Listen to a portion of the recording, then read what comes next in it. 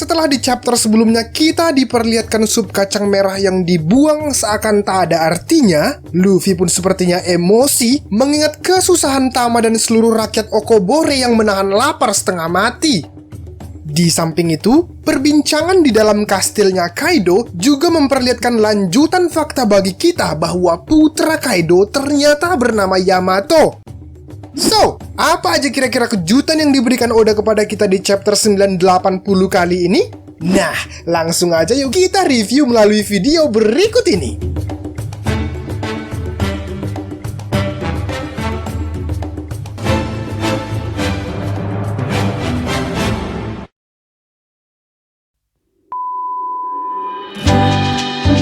Masih di tajuk cover story Gang Beji of My Family, One Piece chapter 980 pun memberikan kita update lagi nih tentang lanjutan perjalanan bos Beji.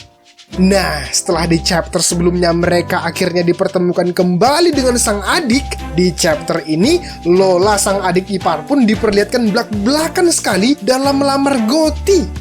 Wajar sih ya, mengingat gelarnya sebagai Ratu Bucin Pelamar, terlebih sebelumnya yang menyelamatkan Lola dari angkatan laut adalah Goti, rasa-rasanya sih Goti memang pantas mendapatkan tawaran manis dari adik kandung Chiffon ini. Namun untuk urusan diterima atau enggaknya, harus nunggu chapter berikutnya lagi nih bosku. Ya, kita doakan aja deh ya Goti menerima lamaran Lola. Semoga ya. One Piece chapter 980 kali ini dibuka dengan judul Fighting Music atau musik pertempuran, yang mana di awal panel terlihat kata-kata yang tak termaafkan dari kroco-kroco Kaido yang sedang berpesta. Setelah di chapter sebelumnya mereka dengan entengnya membuang-buang Oshiruko, di chapter kali ini lebih parah lagi. Mereka bahkan berniat perang makanan lempar-lemparan Oshiruko. Luffy yang mendengar hal itu pun udah gak bisa lagi nahan emosinya bosku. Lantas ia kemudian berkata, kenapa orang-orang bodoh seperti kalian malah punya banyak makanan, sementara Tama kesulitan mendapatkan makanan? Bajingan. Luffy pun lalu meniup jempolnya, bersiap-siap mengeluarkan tangan raksasanya, plus dibalut haki. Dan Gomu Gomu no Bam! Sebuah elephant gun pun diberi Luffy gratis kepada kru Kaido itu. Bopeng sudah kepala kru Kaido itu seketika ia menerima pukulan Luffy, yang juga tentu karena hal ini seluruh mata pun tertuju ke Luffy, termasuk kelompok Kid yang melihat kebarbaran Luffy itu pun terheran terkejut-kejut yang kemudian disambut perkataan Kid, "Jancuk, entah apa yang dipikirkan si Mugiwara bodoh ini. Padahal penyamaran ini bisa membawa kita ke aula perjamuan loh. Ya udah, yuk kita tinggalin aja dia." Yang kemudian sesaat setelah Kid berkata hal itu, menara yang ada di belakangnya pun terbelah dua, dan ternyata pelakunya adalah si Marimo sang raja buta arah yang membelah menara. Dan kemudian ia berkata, "Konyol sekali, kau memang suka sekali memancing keributan ya Luffy. Aku buru-buru tadi kesini karena aku dengar ada yang berkelahi, dan lihat apa yang kutemukan di sini. Itu ternyata dirimu. Kau sudah mengacaukan semua. Kenapa kau selalu tidak bisa main cantik tanpa memancing keributan, Luffy? Hei, kau juga sama aja tahu," balas Kid dan krunya.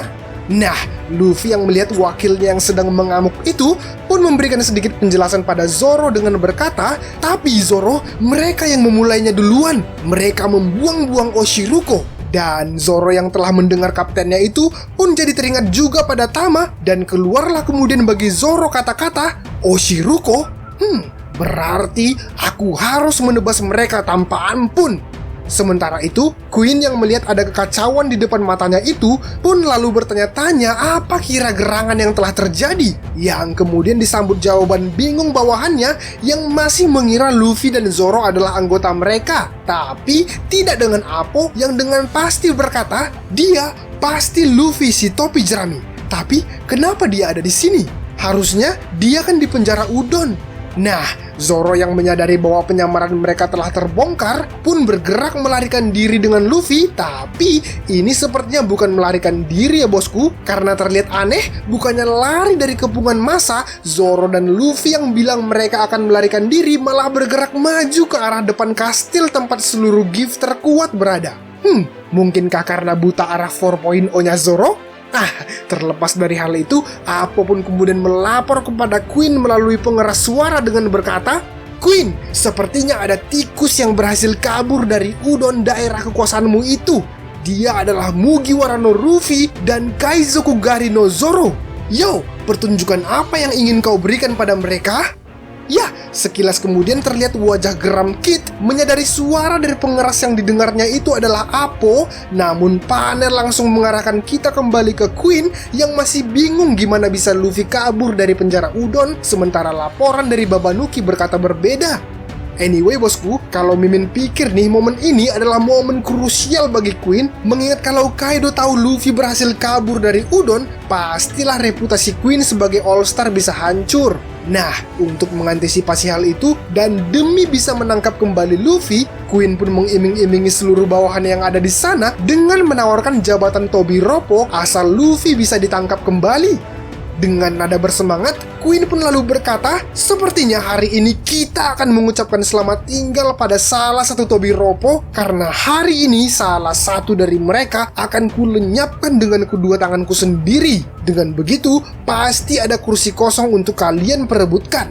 Yang kemudian oleh karena perkataan Queen itu, seluruh bawahannya pun menjadi sangat excited dan bersemangat dan langsung pasang badan menghadapi Zoro dan Luffy. Tak terkecuali Appo yang juga kemudian menyerang Luffy dengan kekuatan resonansi musiknya yang mematikan itu. Sekali tabuh musiknya, Luffy langsung menerima pukulan secara mendadak dari Appo. Juga sekali tabuh, Zoro pun ikut kena tebasan di tubuhnya imbas dari serangan buah iblis Appo ini. Aneh bin ajaib memang ya serangan Appo ini. Dari jarak jauh bahkan ia bisa menyerang dan menebas musuhnya tanpa pukulan dan tanpa pedang.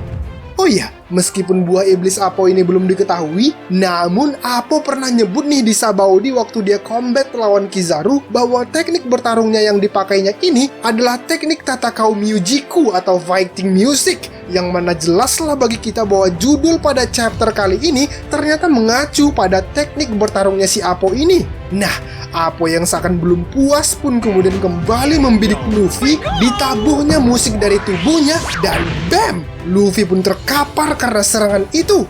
Dan melihat kapten yang terkapar itu, Zoro pun langsung terlihat sedikit khawatir dengan meneriakkan nama Luffy, sementara Queen terlihat dari atas cengengesan sambil berkata, "Hei, ayolah, kau harus memberikan pertunjukan yang bagus untuk kami."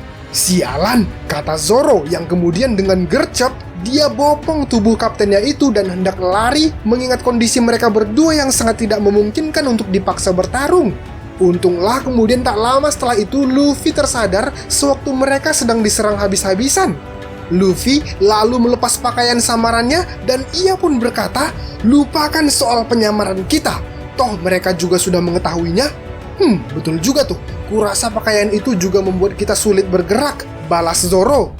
Nah, melihat Zoro dan Luffy yang telah normal kembali, Appo pun berniat kembali menyerang mereka dengan berkata, saksikan ini, kalian masih dalam jangkauan seranganku, baby. Siapkah kalian untuk menerima dentuman basku, Mugiwara, Roronoa?"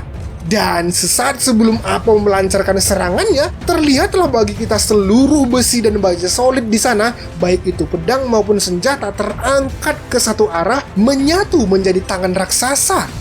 Of course, ini ulah Kid, dan Killer pun lalu mengingatkannya dengan berkata, "Hentikan Kid, kau bakal membongkar penyamaran kita." Namun karena dendam yang teramat mendalam kepada Appo yang telah mengkhianati aliansi mereka, Kid pun dengan tegas berkata, "Aku tidak peduli, ini semua salahnya si pengkhianat bajingan itu."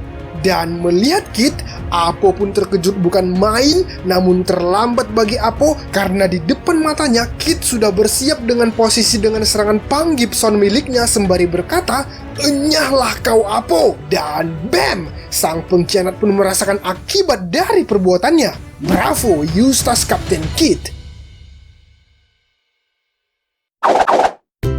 Well, demikianlah bosku hal-hal yang bisa menjadi pembahasan kita di chapter kali ini. Wih, sayangnya minggu depan libur lagi nih bosku. Kita sepertinya harus banyak bersabar ya. Wajar dong, karena dampak pandemi, manga dan anime One Piece jadi molor rilisnya. Nah, jika ada saran dan kritik dari kalian, jangan malu-malu sampaikan di kolom komentar ya bosku. Kita diskusi di sana. Oke, Mimin Yogi pamit undur diri dan sampai jumpa di video selanjutnya. Ciao!